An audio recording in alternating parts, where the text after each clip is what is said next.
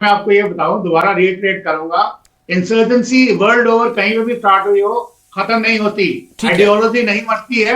Ideology को जगा के रखते हैं डीप स्टेट वाले या वेस्टेड इंटरेस्ट वाले, कब हमें इनकी जरूरत पड़े। अब जहां तक बात है, वैद साहब ने बोला कठुआ में नहीं था, बिल्कुल सही बात थी। हाँ। कारण ये है कि वहां पे एडिक्वेट डिप्लॉयमेंट मौजूद थी, एक फॉर्मेशन मूव करी गई थी इन सम पॉइंट इन टाइम, जो मैं अभी डिस्क्लोज नहीं करूंगा यहाँ पे, तो so that they could take care of this, क्योंकि यही इलाका था जो गुजर बकरवालों के इन्फिल्ट्रेशन सॉरी माइग्रेशन रूट्स है, और ये माइग्रेशन रूट्स को थोड़ा थोड़ा इस्तेमाल करते थे, परंतु डिप्लॉयमेंट होने की वजह से काफी चेक में था। परंतु क्या हुआ, गलवान के टाइम पे ये फॉर्मेशन को मूव कर दिया गया, ये सोच करके कि ये इलाका ठंडा है इसलिए यहां जरूरत नहीं है। तो ये जब चेंज ऑफ स्ट्रैटेजी होती है 370 जाने के बाद, from valley to Rajouri Poonch to Kathua Jammu division, ये उस स्ट्रैटेजी के तहत यहाँ पे उन्होंने इसको एक्सप्लॉइट करना शुरू किया है। यहाँ सबसे पहले उन्होंने गुजर बकरवाल जो यहाँ माइग्रेट करते हैं उनको सबवर्ट किया है, चाहे उनको रेडिकलाइज किया या उनको पैसों का लालच दिया या उनको गन का लालच दिया कि नहीं है बकरवाल गोली मारेंगे, यानी कि ये इलाका जो है हॉट हो गया है। तो अभी यहाँ पे डिप्लॉयमेंट पिछले कोई 6-8 महीने से हो रही है, और अगर आपने देखा होगा जितनी इन्फिल्ट्रेशन होती है, ये मुश्किल से सिरोजदार भी क्रॉस नहीं कर पाती, सारे के सारे बिलावर, मछेड़ी, मलार, बसंतगढ़, दुदू इसी इलाके में मारे जाते हैं। बहुत कम लोग हैं जो किश्तवाड़ तक पहुंचते हैं, और ये जो पहुंचे वो आपने देखा है, ये हो सकता है इस तरफ से गए हों या हो सकता है तराल की तरफ से भी रिट्रीट करे हो।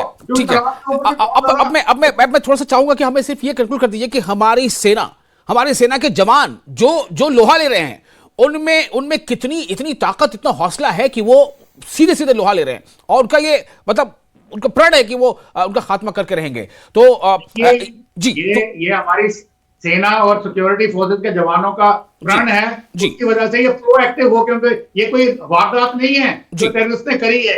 ये हमारी प्रोएक्टिव इंटेलिजेंस है, प्रोएक्टिव एक्शन है कि हमको पकड़ पकड़ के चुन चुन के ढूंढ के मार रहे हैं। तो ये सब जवानों की मेहनत, उनके मोराल का ही फल है, इसलिए उनको जितनी भी प्रशंसा की जाए कम है। मैं नहीं बोलता कि 100% है, 100% पॉसिबल भी नहीं है, 80%, 90% जो रिजल्ट्स हैं ये 2019 से पहले नहीं थे। एमएचए के पास जब कमांड गई है, यूनिफाइड हेडक्वार्टर फंक्शन कर रहा है, उसके बाद के ये रिजल्ट्स हैं, तो they must be praised and must be encouraged to do more. Okay doctor Vaid साहब, मैं एक फाइनल कमेंट चाहूंगा कि क्या 2026 की शुरुआत, और अगर हम वहां तक थोड़ा अंदाजा लगा पाए, तो 2026 का अंत आप कैसे देखेंगे इसको?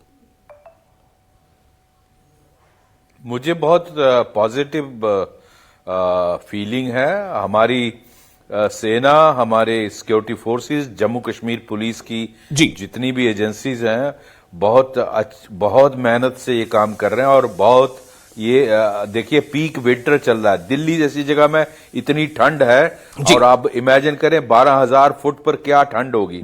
तो उतनी जहां धुंध पड़ती है, बर्फ गिरती है, और उस इनहॉस्पिटेबल क्लाइमेट में ये जवान लड़ रहे हैं। मैं समझता हूं देश को, इनको सबको सलूट करना चाहिए, और मेरी सबसे पहले श्रद्धांजलि उस जवान के लिए जिसने आज अपनी जान खोई, गजेंद्र सिंह जी को। जी बहुत शुक्रिया कार्तिक चोपड़ा जी, ब्रिगेडियर धीमान साहब, डॉक्टर वैद साहब, आप सभी लोगों ने बहुत ही अपना कीमती समय दिया, जो कि एक बहुत ही ये हसास और जरूरी जो मुद्दा है, जो देश के अमन, देश की सलामती से जुड़ा है, उस पर आज हम चर्चा कर रहे थे। आप बने रहे न्यूज़ 18 चैनल के साथ, जो कि न्यूज़ 18 लगातार बड़ी खबरों का सिलसिला जारी रहेगा। हमें दें फिलहाल इजाजत।